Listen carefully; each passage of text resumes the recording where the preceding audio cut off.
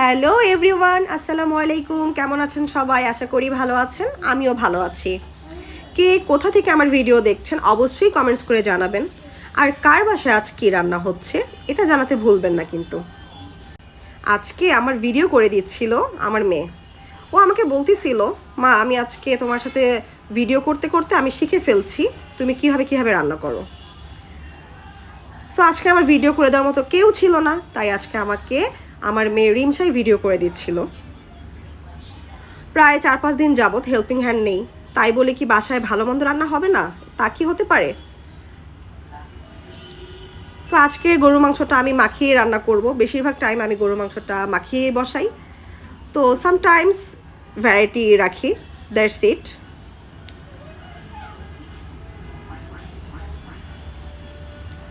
যদিও গরু মাংসটা উইকলি খাওয়া হয়, ডেইলি খাওয়া তো উচিত না। আমার বাসার সবার গরু মাংস পছন্দ।